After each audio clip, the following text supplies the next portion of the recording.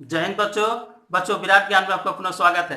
बच्चों आइए आज केमिस्ट्री पार्ट 4 क्लास 10 एक्सरसाइज 2 अम्ल भस्म तथा लवण की चर्चा करने वाला हूं।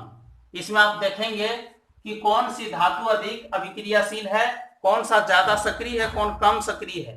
पहला सवाल है धातुओं की सक्रियता श्रेणी बनाइए। धातुओं की सक्रियता श्रेणी निम्न है, इसको साइड में हम बना लिए हैं क्योंकि हमें इसके आधार पर और कुछ समीकरण देखनी है। देखिए सबसे ज्यादा सक्रिय यहाँ पे धातु आप एक तरफ रखे हैं, संकेत है, सक्रियता है। आप यहाँ देखिए पोटेशियम धातु सबसे ज्यादा सक्रिय है, सबसे ज्यादा सक्रियता इसी की है। उसके बाद कैल्शियम है, सोडियम है, ऊपर ज्यादा सक्रिय है और नीचे धीरे धीरे कम होते जा रहा है, अर्थात सबसे नीचे सबसे कम सक्रिय धातु को इसमें रखा गया है। तो इसके आधार पर और हम देखेंगे कि अधिक सक्रिय धातु से अभिक्रिया करके नए नए यौगिक बनाते हैं। तो चलिए शुरू करते हैं।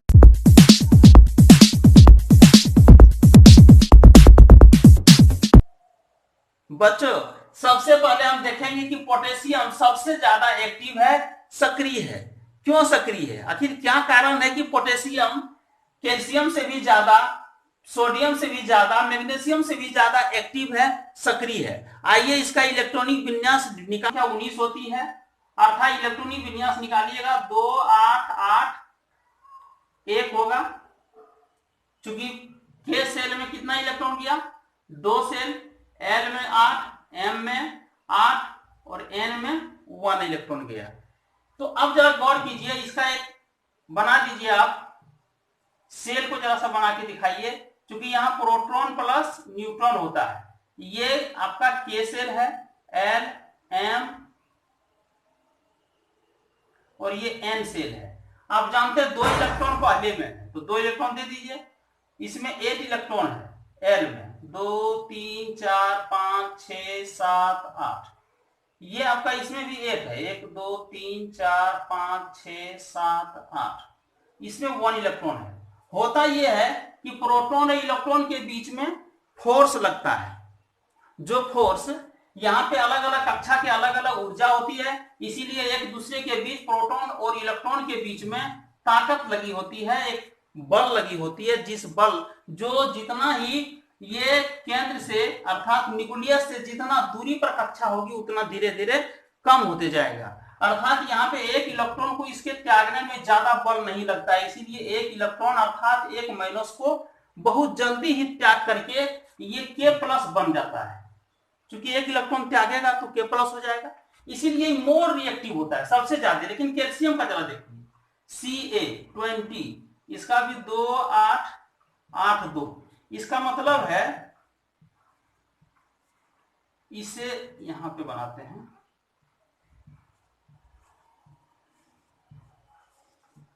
ये KLMN, इसका मतलब KLMN।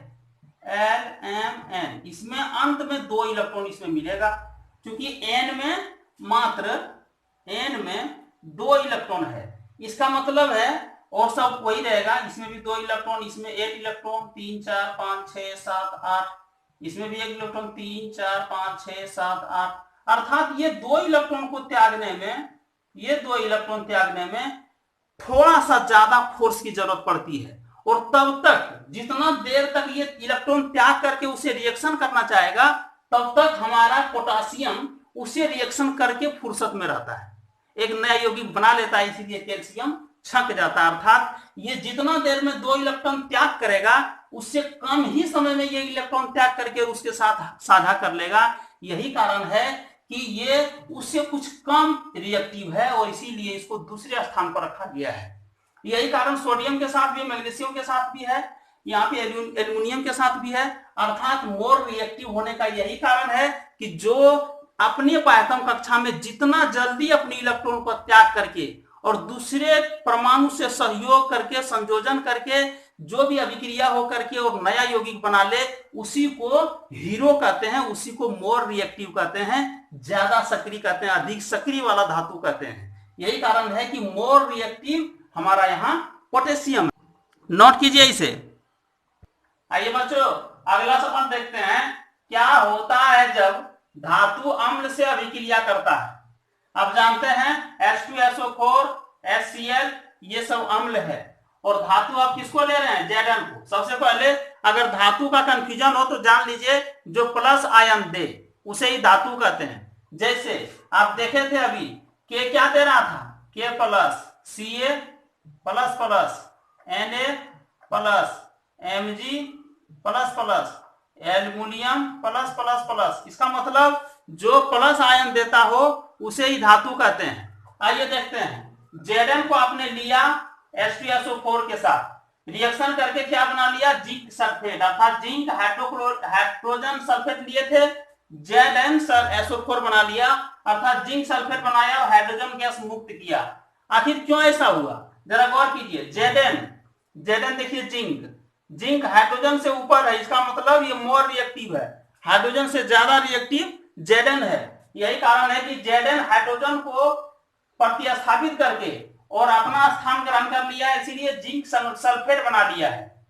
यहां भी देखिए Fe लोहा को लेते हैं, हाइड्रोक्लोरिक एसिड के साथ आप लिए तो क्या हो गया, FeCl2। आखिर क्यों हुआ, क्योंकि Fe देखिए यहाँ भी हाइड्रोजन से ऊपर है, अर्थात हाइड्रोजन से ज्यादा ये एक्टिव है, सक्रिय है। यही कारण है कि हाइड्रोजन को प्रतिस्थापित किया और FeCl2 बना लिया, फेरस क्लोराइड बना लिया और हाइड्रोजन गैस मुक्त किया। नोट कीजिए इसे। आइए बच्चों, फिर अगला सवाल लेते हैं, क्या होता है जब धातु के कार्बोनेट वो बाई कार्बोनेट अम्ल से अभिक्रिया करता है। देखिए यह अभिक्रिया करके लवण, जल, कार्बन डाइऑक्साइड गैस देता है।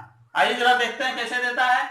देखिए जिंक कार्बोनेट को हमने लिया हाइड्रोजन सल्फेट के साथ, रिएक्शन करके, चूंकि जिंक तो जान ही रहे हैं, जिंक आपका मोर रिएक्टिव है हाइड्रोजन से, तो यह हाइड्रोजन को डिस्प्लेस करके, प्रतिस्थापित करके Zn अर्थात जिंक सल्फेट बना लिया। अर्थात ये कैसे कर रहा है, तो आप जानते हैं ZnSO4, इसकी संयोजकता 2 और इसकी संयोजकता भी 2, अर्थात Zn2SO4 और 2 कैंसिल कर दीजिए, इसलिए बना लिया ZnSO4 जिंक सल्फेट। और जल, यहाँ पे जल भी बनाया ऑक्सीजन के साथ अभिक्रिया करके और कार्बन डाइऑक्साइड भी बनाया।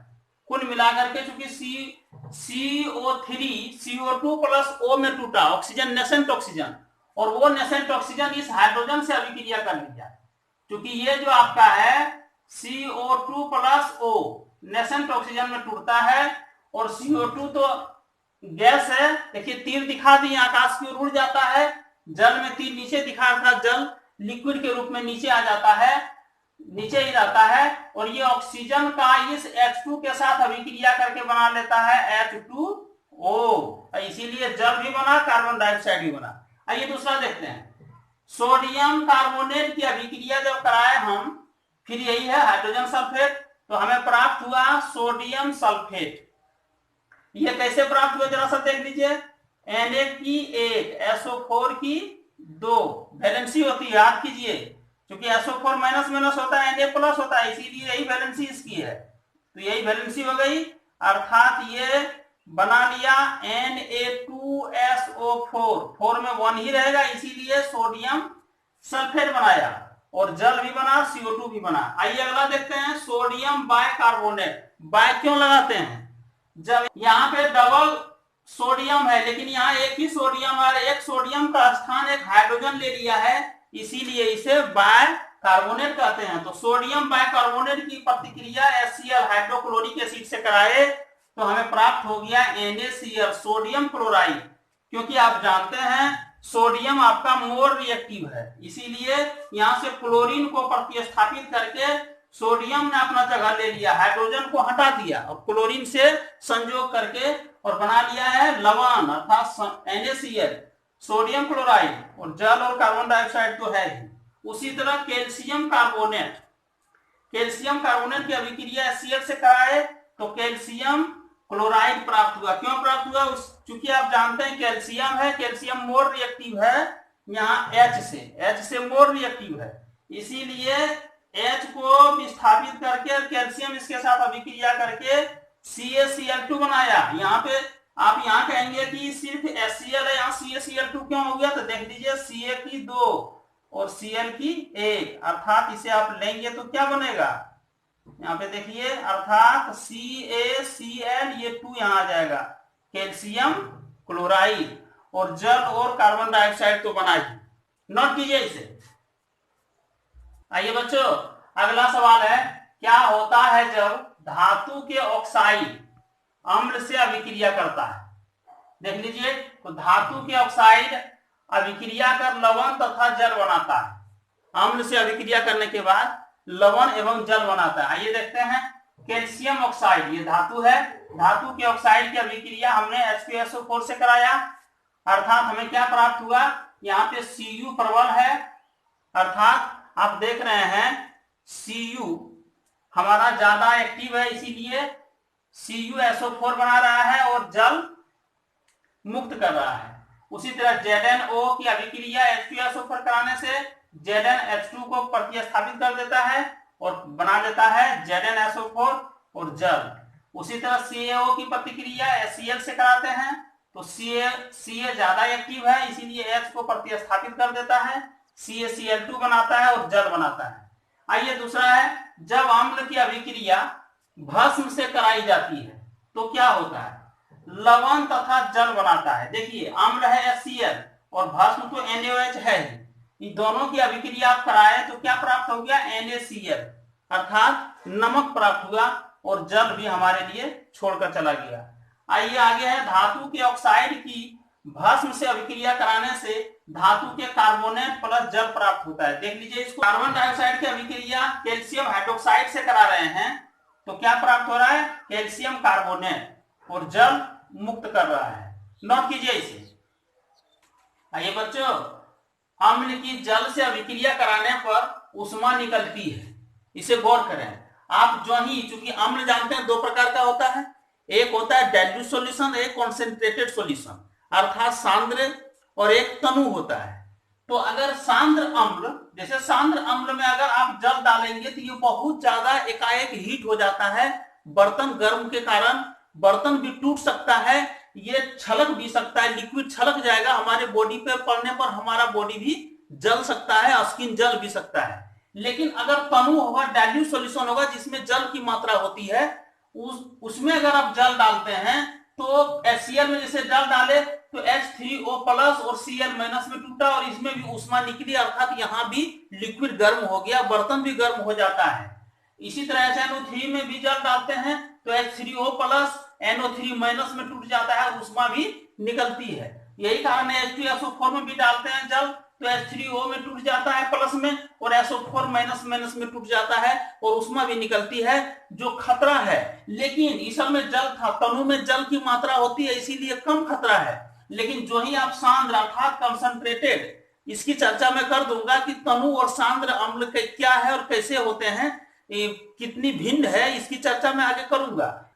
लेकिन बच्चों, सांद्र H2SO4 या HNO3 में कभी भी जल नहीं डालनी चाहिए, क्योंकि अगर आप जल डालते हैं तो ये इतना गर्म हो जाता है कि बर्तन भी टूट सकती है और छलक जाएगा, जो लिक्विड है वो छलक जाएगा, शरीर को भी हानि पहुंचा सकता है। इसीलिए कभी भी भूल कर भी सांद्र H2SO4 या HNO3 में जल नहीं डालनी चाहिए। नोट कीजिए इसे। बच्चों, एक रोचक बात, सिर्फ एसिड में ही जल डालने से खतरा नहीं है।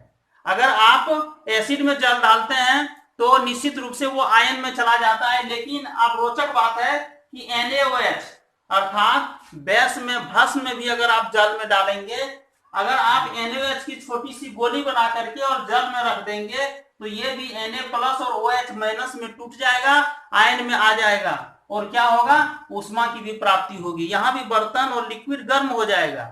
चलिए बच्चों, अभी हमने कहा था कि सांद्र H2SO4 या HNO3 में जल डालने से विस्फोट हो सकता है और बर्तन ज्यादा गर्म होने के कारण टूट भी सकता है। इसका मतलब क्या है, सांद्र H2SO4 अर्थात सांद्र और तनु में क्या अंतर है, सांद्र अम्ल और तनु अम्ल में क्या अंतर है, जरा इसको देख लेते हैं। आइए बच्चों, पहला सवाल है, सांद्र अम्ल किसे कहते हैं। आप जानते हैं कि सांद्र उसे ही कहेंगे जिसमें जल की मात्रा कम होगी, अम्ल ज्यादा से ज्यादा होगी, अर्थात किसी घोल में अम्ल देकर के कोई घोल तैयार करते हैं तो जिसमें अम्ल ही सिर्फ हो उसे ही सांद्र कहेंगे। तो लिख देखिए, जिस विलयन में अम्ल की मात्रा अधिक हो एवं जल की मात्रा बिल्कुल नहीं के बराबर हो उसे ही सांद्र अम्ल यानी कि कॉन्सेंट्रेटेड एसिड कहते हैं। अर्थात देख लीजिए H2SO4 या HNO3 का जो आप सांद्र करके इसको लेंगे तो इसमें जल बिल्कुल नहीं है, एक बूंद भी नहीं है। यही कारण है जो ही इसमें जल देते हैं तो ये एकाएक पूरा हीट हो जाता है और हीट के कारण ये बर्तन भी टूट सकता है और लिक्विड भी छलक सकता है और हमारे बॉडी पर आएगा तो हमारे स्किन को जला भी सकता है। इसीलिए खबरदार किया जाता है कि इसमें सांद्र H2SO4 अगर है, तनु है तो कोई दिक्कत नहीं है, तनु में तो जल रहेगा, तनु में इसमें जल मिला हुआ है। लेकिन अगर सांद्र है, कॉन्सेंट्रेटेड है तो निश्चित है उसमें जल बिल्कुल ना डालें, भूल कर भी ना डालें, अगर नहीं तो विस्फोट हो सकता है, हमारे शरीर के स्किन को भी जला सकता है।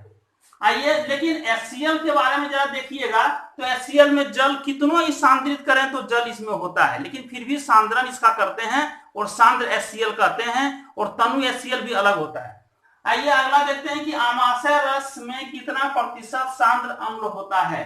अमाशय रस किसे कहते हैं? HCl को जो पहले हम लोग देख सके, हाइड्रोक्लोरिक एसिड हमारे अमाशय में तैयार होता है जो हमारे पाचन क्रिया की सहूलियत मिलती है उससे और पाचन क्रिया सही रूप से होता है। तो उसमें HCl कितना परसेंट है? मात्र 1% है, 1%। अब समझ लीजिए 99% जल है, 1% होने के कारण शुद्ध रूप से 1% ही HCl है, इसीलिए हमारे बॉडी में कोई हानि नहीं है।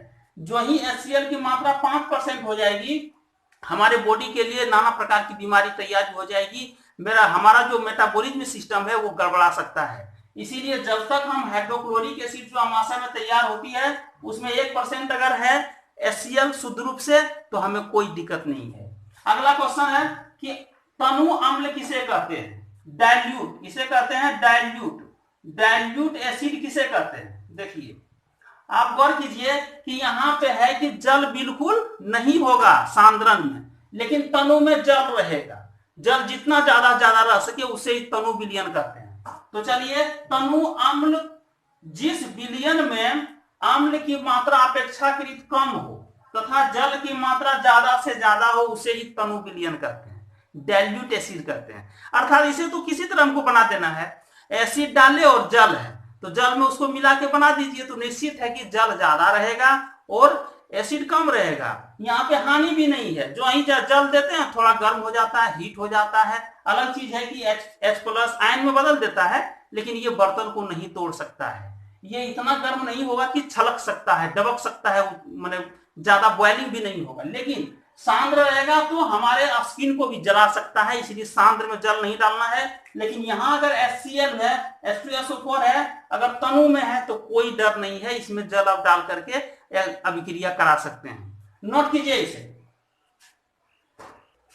चलिए बच्चों, वीडियो बड़ा हो रहा है, अब हम चाहते हैं कि इस वीडियो को रोक दें। इसके पहले मैं आपसे एक सवाल करना चाहता हूं कि आपको अगर जो सूत्र यहाँ पे प्रयोग किया जा रहा है H2SO4 HNO3 HCl CH3COH, अगर इन सब सूत्रों को आप बनाना नहीं जानते हैं तो हमारे वीडियो पे आइए, हमारे चैनल पे आइए। इस वीडियो के डिस्क्रिप्शन सेक्शन में हमने सूत्र बनाने के सारे लिंक को डाल दिए हैं। 9th क्लास की भी केमिस्ट्री का मैंने 3 चैप्टर डाला था, उसका भी लिंक यहाँ पे डाल दिए हैं। आप आइए और लिंक से चैनल पे जाइए और अच्छी तरह देख करके आप इन सूत्रों को बनाने के लिए जानिए, इनकी संयोजकता के बारे में जानिए, इलेक्ट्रॉनिक विन्यास के बारे में जानिए। सारी जानकारी आपको यहाँ मिलेगी। अगर कुछ इसमें कमी रह जाती हो तो आप कमेंट सेक्शन में जरूर लिखिए। आपकी मार्गदर्शन ही हमारे लिए एक पथ प्रदर्शक के रूप में काम करेगा और तब हम कुछ सुधार करके आपके लिए नए नए वीडियो डालेंगे। और आपको ये लग रहा होगा कि कुछ बातें हम हिंदी में ही हमेशा लिखता हूं, अगर आप चाहते हैं कि इंग्लिश में भी लिखूं तो वो भी कमेंट करके बताइए। चलिए बच्चों, नए इसी तरह का वीडियो पाने के लिए हमारे चैनल को सब्सक्राइब, लाइक और शेयर जरूर कीजिएगा। चलिए बच्चों, नए वीडियो के लिए जय हिंद बच्चों, जय भारत।